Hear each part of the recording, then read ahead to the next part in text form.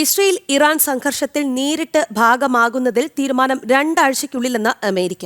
US state secretary Marco റൂബിയോയുമായി British വിദേശകാര്യ secretary David Lammy കൂടിക്കാഴ്ച നടത്തി.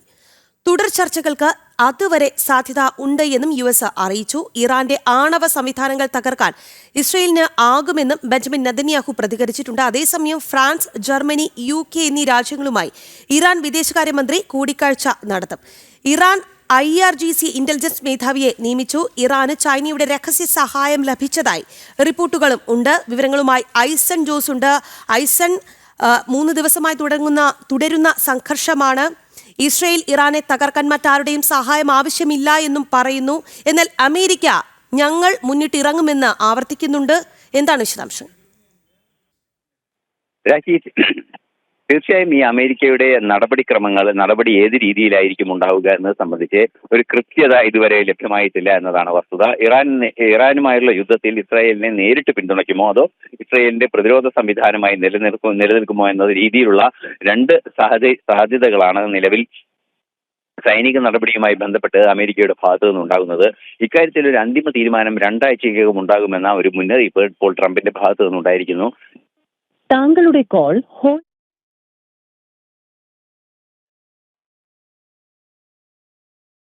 ഇറാനെ തകർക്കാൻ ഇസ്രയേലിന് മറ്റാരുടെയും സഹായം ആവശ്യമില്ല, തങ്ങൾ ഒറ്റയ്ക്ക് പൊരുതും എന്നാണ് ഇസ്രയേൽ ഇന്ന് പ്രതികരിച്ചിരിക്കുന്നത്. ബെഞ്ചമിൻ നെതന്യാഹു ഔദ്യോഗികമായി തന്നെ നിലപാട് വ്യക്തമാക്കുകയാണ്. ഫ്രാൻസ്, ജർമ്മനി, UK എന്നീ രാജ്യങ്ങളുമായി ഇറാൻ വിദേശകാര്യമന്ത്രി കൂടിക്കാഴ്ച നടത്തുന്നുമുണ്ട്. മറ്റൊരു ഡെവലപ്മെന്റ് എന്ന് പറയുന്നത് ഇറാൻ IRGC ഇന്റലിജൻസ് മേധാവിയെ നിയമിച്ചു എന്നുള്ളതാണ്. ഇറാന് ചൈനയുടെ രഹസ്യ സഹായം ലഭിച്ചതായി റിപ്പോർട്ടുകൾ കൂടി പുറത്ത് വരുന്നുണ്ട്. ഐസൺ, കൂടുതൽ വിശദാംശങ്ങൾ. തീർച്ചയായും രാഖി, കൂടുതൽ ശക്തമായ രീതിയിലുള്ള ഒരു ആക്രമണങ്ങളിലേക്ക് കാര്യങ്ങൾ പോകുന്നു എന്നാണ് ഇപ്പോൾ മനസ്സിലാക്കാൻ സാധിക്കുക. ആക്രമണങ്ങളിലേക്ക് ഉള്ള നീക്കങ്ങളിലേക്ക് കാര്യങ്ങൾ പോകുന്നു എന്നാണ് സൂചനകൾ ലഭ്യമാകുന്നത്. നേരത്തെ സൂചിപ്പിച്ചതുപോലെ ഇസ്രായേലിന്റെ ഇടപെടൽ, ഇസ്രായേലിന് വേണ്ടിയുള്ള ഇടപെടൽ അമേരിക്കയുടെ ഭാഗത്തു നിന്നുണ്ടാകുന്നത് ഏത് രീതിയിലായിരിക്കണം? അത് സൈനികമായി നേരിട്ട് ആക്രമിക്കുന്ന, അതായത് ഇറാനെ നേരിട്ട് ആക്രമിക്കുന്നതിനുള്ള പിന്തുണ നൽകേണ്ടതുണ്ടോ അതോ ഇറാനുമായുള്ള സംഘർഷം നിലനിൽക്കുന്ന സാഹചര്യത്തിൽ ഇസ്രായേലിന് സുരക്ഷ ഉറപ്പാക്കേണ്ടതാണോ, അതായത് പ്രതിരോധം ഉറപ്പാക്കുന്നതിനുള്ള നടപടികളാണോ സ്വീകരിക്കേണ്ടത് എന്ന് സംബന്ധിച്ചുള്ള ഒരു തീരുമാനം 2 ആഴ്ചയ്ക്കുള്ളിൽ എടുക്കുമെന്നാണ് വൈറ്റ് ഹൗസ് ഔദ്യോഗികമായി അറിയിച്ചത്. ഡേവിഡ് ലാമി, ബ്രിട്ടീഷ് വിദേശകാര്യ സെക്രട്ടറിയുമായുള്ള കൂടിക്കാഴ്ചയ്ക്ക് ശേഷം ഡേവിഡ് ലാമിയുടെ നിർദ്ദേശപ്രകാരമാണ് വൈറ്റ് ഹൗസിൽ നിന്നും ഇത്തരത്തിലൊരു പ്രസ്താവനയും പുറത്തുവരികയും ചെയ്തത്. ഇത്തരത്തിൽ ഈ പ്രസ്താവന പുറത്തു വന്ന അത് ഒരു അവസരമായി കണക്കാക്കണമെന്ന നിർദ്ദേശവും വൈറ്റ് ഹൗസ് നൽകുന്നുണ്ട്. ഇത്രയും സമയം 2 ആഴ്ചയ്ക്കുള്ളിൽ ഈ കാര്യത്തിൽ ഒരു അന്തിമ തീരുമാനം എടുക്കണമെന്നൊരു നിലപാട് ഇറാനും നൽകിയിരിക്കുകയാണ്. ഇറാനും ഒരു മുന്നറിയിപ്പ് നൽകിയിരിക്കുകയാണ് അമേരിക്ക എന്നാണ് മനസ്സിലാക്കാൻ സാധിക്കുന്നത്. സ്വാഭാവികമായും ഇന്ന് ഇറാന്റെ വിദേശകാര്യമന്ത്രി, ബ്രിട്ടീഷ് വിദേശകാര്യമന്ത്രിയും ഫ്രഞ്ച് വിദേശകാര്യമന്ത്രിയും അതുപോലെ ജർമ്മനിയുടെ വിദേശകാര്യമന്ത്രിയുമായുള്ള ചർച്ച ജനീവയിൽ നടക്കുമെന്നാണ് റിപ്പോർട്ടുകൾ പുറത്തു വരുന്നത്. ഇപ്പോൾ അതിനായി നേതാക്കളെല്ലാം തന്നെ ജനീവയിലേക്ക് പുറപ്പെട്ടു. ജനീവയിൽ എത്തിയെന്ന വിവരങ്ങളും ചില നേതാക്കൾ എത്തിയെന്ന വിവരങ്ങൾ, അതായത് ഡേവിഡ് ലാമിയൊക്കെ എത്തിയെന്ന വിവരങ്ങളും ഇപ്പോൾ ലഭ്യമാകുന്നുണ്ട്. അബ്ബാസ് അറാഖ്ചിയും എത്തുമെന്ന വിവരങ്ങളും ലഭ്യമാകുന്നുണ്ട്. സ്വാഭാവികമായും ഇത്തരത്തിൽ ചർച്ചകൾ നടന്ന് ഈ 3 രാജ്യങ്ങളുമായി ചർച്ചകൾ നടന്നതിന് ശേഷം ആണവായുധ നിർമ്മാണത്തിൽ നിന്നും ഇറാൻ പിന്തിരിയണമെന്ന കർശന നിലപാടാണ് ഈ 3 രാജ്യങ്ങൾ എന്ന് പറയുന്ന 3 രാജ്യങ്ങളും മുന്നോട്ട് വെച്ചിരിക്കുന്നത്. അത്തരമൊരു തീരുമാനം ഉണ്ടാവുകയാണെങ്കിൽ ഈ സംഘർഷം അവസാനിപ്പിക്കാൻ സാധിക്കുമെന്ന പ്രതീക്ഷ തന്നെയാണുള്ളത്. അതേസമയം പകുതിയോളം ഇറാന്റെ ആണവ മിസൈൽ ലോഞ്ചറുകൾ തകർത്തതായി ബെഞ്ചമിൻ നെതന്യാഹു അറിയിച്ചിട്ടുണ്ട്. അതായത് ആണവ സംവിധാനങ്ങളെ ഏതാണ്ട് നിശ്ചലമാക്കാൻ ഇസ്രായേലിന് സാധിച്ചു എന്ന് തന്നെയാണ് പ്രധാനമന്ത്രി ബെഞ്ചമിൻ നെതന്യാഹു അറിയിച്ചിരിക്കുന്നത്. ശക്തമായ ആക്രമണം ഇനിയും തുടരുമെന്ന നിലപാട് തന്നെയാണ് അറിയിച്ചിരിക്കുന്നത്. ഏറ്റവും പുതിയൊരു സംഭവ വികാസം എന്ന് പറയുന്നത് മനുഷ്യത്വഹീനമായ ഇറാന്റെ ആക്രമണങ്ങൾ, അതായത് സിവിലിയൻസിനെ ആക്രമിക്കുന്ന ഒരു രീതി ഇറാന്റെ ഭാഗത്തു നിന്നുണ്ടാകുന്നുണ്ട്. ഇതിനെതിരെ അന്താരാഷ്ട്ര സംഘടനകളുടെ പ്രതിഷേധം ഉയരുന്നുണ്ട്. ഇന്റർനാഷണൽ റെഡ് ക്രോസിന്റെ ഭാഗത്തു നിന്നും ആശുപത്രിക്ക് നേരെ നടന്ന ആക്രമണത്തിനെ അതിശക്തമായി അപലപിച്ചുകൊണ്ടുള്ള ഒരു നിലപാട് ഇക്കഴിഞ്ഞ ദിവസം പുറത്തു വരികയും ചെയ്തിരുന്നു. ഈ ഒരു പശ്ചാത്തലത്തിലാണ് ഏറെ ഗൗരവമേറിയ മറ്റൊരു സംഭവ വികാസം ഉണ്ടായത്. ഇന്നലെ വാർത്തകൾ പുറത്തു വന്നിരുന്നു. ചൈനീസ് പ്രസിഡന്റ് ഷീ ജിൻപിങ്ങും വ്ളാഡിമിർ പുടിനുമായി ചർച്ചകൾ നടന്നിരുന്നു. ഫോണിൽ ചർച്ചകൾ നടന്നിരുന്നു. 1 മണിക്കൂറിലേറെ ചർച്ചകൾ, 1 മണിക്കൂറും 5 മിനിറ്റും നീണ്ടു നിന്നു ചർച്ചകൾ എന്നാണ് മനസ്സിലാക്കാൻ സാധിച്ചത്. ഇത്തരത്തിൽ വിശാലമായ ചർച്ചകൾ നടന്നതിന് ശേഷമാണ് ഏറ്റവും നിർണായകമായ ഒരു വിവരവും മാധ്യമങ്ങൾ പുറത്തുവിടുകയും ചെയ്തത്. അതായത് നേരത്തെ ശനി, ഞായർ, തിങ്കൾ ദിവസങ്ങളിൽ 3 ബോയിങ് 747 വിമാനങ്ങൾ ചൈനയിൽ നിന്നും ഇറാനിലേക്ക് എത്തി എന്ന വിവരമാണ് ലഭിച്ചത്. നമുക്കറിയാവുന്നതാണ്, ഇറാനിൽ നിന്നും ചൈനയിൽ നിന്നും യൂറോപ്യൻ രാജ്യങ്ങളിലേക്ക് പോകുന്നു അല്ലെങ്കിൽ ലക്സംബർഗിലേക്ക് പോകുന്നു എന്ന് ഷെഡ്യൂൾ ചെയ്ത വിമാനം കസാഖിസ്ഥാനും ഉസ്ബെക്കിസ്ഥാനും താജിക്കിസ്ഥാനും ഒക്കെ കഴിഞ്ഞതിന് ശേഷം പെട്ടെന്ന് റഡാറിൽ നിന്നും അപ്രത്യക്ഷമാവുകയും പിന്നീട് അത് ഇറാനിൽ ഇറങ്ങുകയും ചെയ്തു എന്നാണ് വിവരം. ഈ ലക്സംബർഗിലേക്കോ യൂറോപ്യൻ അതിർത്തിയിലേക്കോ പോലും ഈ വിമാനം എത്തിയിട്ടില്ല. മൂന്ന് വിമാനങ്ങളും എത്തിയിട്ടില്ല എന്നാണ് അറിയാനും സാധിക്കുന്നത്. നേരത്തെ സൂചിപ്പിച്ചതുപോലെ ഈ മൂന്ന് വിമാനങ്ങളിലും ഒരുപക്ഷെ ആയുധങ്ങളായിരിക്കാം, അല്ലെങ്കിൽ അനുബന്ധ ഇലക്ട്രോണിക് സംവിധാനങ്ങളായിരിക്കാം, അല്ലെങ്കിൽ പല സംവിധാനങ്ങളായിരിക്കാം ഇതുമായി ബന്ധപ്പെട്ട് അതിനകത്ത് ഉണ്ടായിരുന്നത് എന്ന സൂചനയാണ് ഇപ്പോൾ ലഭ്യമാകുന്നത്.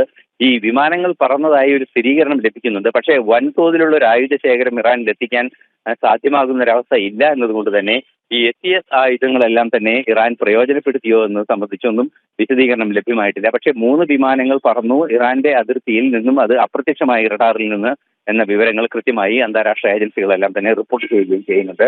നിലവിലെ സാഹചര്യത്തിൽ ചൈന വലിയ തോതിൽ ഇറാനെ പിന്തുണയ്ക്കാനുള്ള നീക്കങ്ങൾ നടത്തുന്നുവെന്ന പ്രത്യക്ഷ സൂചനകളാണ് ഇതിൽ നിന്ന് പുറത്തു വരികയും ചെയ്യുന്നത്. രാഖി, ഐസൻ, അതോടൊപ്പം തന്നെ ആയത്തുള്ള അലി ഖമീനിയുടെ വിശ്വസ്തരെയെല്ലാം അല്ലെങ്കിൽ തലപ്പത്തുള്ളവരെയെല്ലാം തന്നെ ഇസ്രായേൽ വകവരുത്തുമ്പോൾ ഇറാൻ IRGC ഇന്റലിജൻസ് മേധാവിയെ നിയമിച്ചിരിക്കുകയാണ്. അത് സംബന്ധിച്ച വിശദാംശങ്ങൾ കൂടി. രാഖി, ഈ ഇസ്ലാമിക് റവല്യൂഷണറി ഗാർഡ്സ് കോറിന്റെ ഇന്റലിജൻസ് വിഭാഗം മേധാവി 2 ഇന്റലിജൻസ് വിഭാഗം മേധാവിമാരെയും ഒരു ഡെപ്യൂട്ടി മേധാവിയെ ഉൾപ്പെടെ കൊലപ്പെടുത്തുകയും ചെയ്ത ഒരു സാഹചര്യത്തിന് പിന്നാലെയാണ് ഇപ്പോൾ പുതിയ മേധാവിയെ നിയമിച്ചിരിക്കുന്നത്. പുതിയ മേധാവിയുടെ പേരുവിവരങ്ങളെ സംബന്ധിച്ചപ്പോൾ വിവരങ്ങൾ പുറത്തു വന്നിട്ടില്ല എങ്കിൽ കൂടി ഈ സംവിധാനം, അതായത് ഇസ്ലാമിക് റവല്യൂഷണറി ഗാർഡ്സ് കോറിന്റെ ആ സംവിധാനം ശക്തമായി നിലനിർത്താനുള്ള നീക്കം ഇറാന്റെ ഭാഗത്തു നിന്നുണ്ടാകുന്നുണ്ട്. അതിന്റെ ഇന്റലിജൻസ് വിഭാഗങ്ങളെ ശക്തിപ്പെടുത്തുന്നത് തീർച്ചയായും മറ്റൊരു പ്രശ്നം കൂടി അതിന് പിന്നിൽ നേരിട്ട് കാണാൻ സാധിക്കുന്നുണ്ട്. കേവലം ഒരു ഇന്റലിജൻസ് മേധാവിയുടെ മരണം സംഭവിച്ചാൽ മറ്റൊരു ഇന്റലിജൻസ് മേധാവിയെ നിയമിക്കുന്നു എന്നതിനപ്പുറം ഖുദ്സ് ഫോഴ്സ് ഉൾപ്പെടെയുള്ള, അതായത് ഹമാസ്, ഹിസ്ബുള്ള തുടങ്ങിയ ഭീകര സ്വഭാവമുള്ള സംഘടനകൾ, അതുപോലെ തന്നെ ഹൂതി പോലുള്ള ഭീകര സ്വഭാവമുള്ള സംഘടനകൾക്ക് പിന്തുണ നൽകുകയും സൈനിക സഹായം നൽകുകയും ചെയ്യുന്ന ഖുദ്സ് ഫോഴ്സ് എന്ന സംവിധാനത്തിന് ഏറ്റവും നിർണായകമാണ് ഇന്റലിജൻസ് വിവരങ്ങളും ഇന്റലിജൻസ് മേധാവിയുടെ സാന്നിധ്യവും.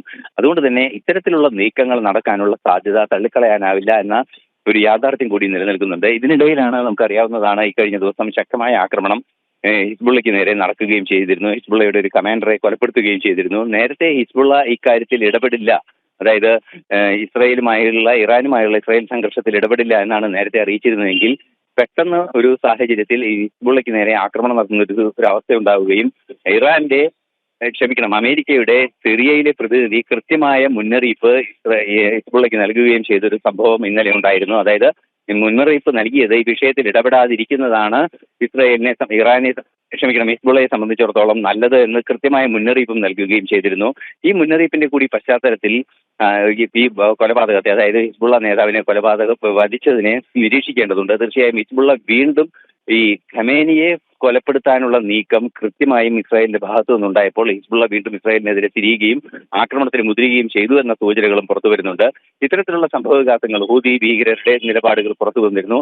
അത്തരത്തിലുള്ള നിലപാടുകൾ ഓരോന്നായി പുറത്തു വരുന്ന ഒരു സാഹചര്യത്തിൽ ഈ ഇന്റലിജൻസ് മേധാവിയുടെ നിയമനം ഏറെ പ്രാധാന്യം അർഹിക്കുന്നുണ്ട് എന്നാണ് റിപ്പോർട്ടുകൾ ചൂണ്ടിക്കാണിക്കുന്നത്.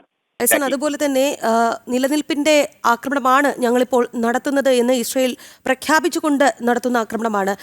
ദിവസങ്ങളായി തുടരുന്ന ടെഹ്റാനിലെ ആക്രമണം നിലവിൽ ഏത് രീതിയിലാണ് പോകുന്നത്? ഒരു ആക്രമണത്തിൽ ഒരു അയവ് വരുന്നുണ്ടോ? രാഖി, ആക്രമണത്തിൽ അയവ് വരുന്നില്ല എന്ന് മാത്രമല്ല, കുറെ കൂടി പ്രിസൈസ് ആയ, കോൺസെൻട്രേറ്റഡ് ആയ ഒരു ആക്രമണത്തിലേക്ക് ഇസ്രായേൽ നീങ്ങുന്നു എന്നാണ് മനസ്സിലാക്കാൻ സാധിക്കുന്നത്. നമുക്കറിയാവുന്നതാണ് ഇന്നലെ തന്നെ ബെഞ്ചമിൻ നെതന്യാഹുവിന്റെ നിലപാട്, അതായത് ഇറാന്റെ 50% ആണവായുധ ലോഞ്ചറുകൾ, ന്യൂക്ലിയർ മിസൈൽ ലോഞ്ചറുകൾ എല്ലാം തന്നെ തകർത്തു എന്ന റിപ്പോർട്ടുകൾ കൃത്യമായി ബെഞ്ചമിൻ നെതന്യാഹു മാധ്യമങ്ങളോട് നേരിട്ട് പറയുകയും ചെയ്തിരുന്നു. അത്തരത്തിലുള്ള ആക്രമണങ്ങൾ അതിശക്തമായി നടക്കുന്നു. വീണ്ടും 4മതൊരു ആണവ കേന്ദ്രത്തിൽ കൂടി അതിശക്തമായ ആക്രമണം നടത്തിയിരിക്കുന്നു. ഫോഡോ ആണവ നിലയം നേരത്തെ നമുക്കറിയാവുന്നതാണ്, പൊട്ടിത്തെറി ഉണ്ടാവുകയും ഭൂകമ്പം പോലും ഉണ്ടാവുകയും ചെയ്ത ആ ഫോഡോ ആണവ നിലയത്തെ തകർക്കാനുള്ള സാധ്യത ഒട്ടും തന്നെ തള്ളിക്കളയാനാവില്ലെന്ന് വീണ്ടും വീണ്ടും ആവർത്തിക്കുകയും ചെയ്യുന്നുണ്ട് ഇസ്രായേൽ. തീർച്ചയായും ഇസ്രായേലിനെ സംബന്ധിച്ചിടത്തോളം ഈ യുദ്ധത്തിൽ കൊണ്ട് ഉദ്ദേശിക്കുന്നത് ഇറാനെ ആണവ നിരായുധീകരണത്തിന്റെ പരിധിയിൽ കൊണ്ടുവരിക, ആണവായുധങ്ങൾ പൂർണ്ണമായും ഇറാന്റെ കൈവശം നിന്ന് ഒഴിവാക്കുക എന്ന കർശനമായ നീക്കമാണ്. ഈ നീക്കം അതിശക്തമായി നടന്നതോടെയാണ് നേരത്തെ നമ്മൾ സൂചിപ്പിച്ചതുപോലെ ഇറാൻ വിദേശകാര്യമന്ത്രിയുടെ ഈ G3 രാജ്യങ്ങളുമായുള്ള കൂടിക്കാഴ്ച, അതുപോലെ തന്നെ ഇറാന് ചൈനയുടെ രഹസ്യ സഹായം ലഭിക്കുന്നുവെന്ന റിപ്പോർട്ടുകൾ കൂടി ഏറ്റവും ഒടുവിലായി പുറത്ത് വരുന്നുണ്ട്. വിവരങ്ങൾ നൽകിയത് ഐസൺ ജോസ് ആണ്.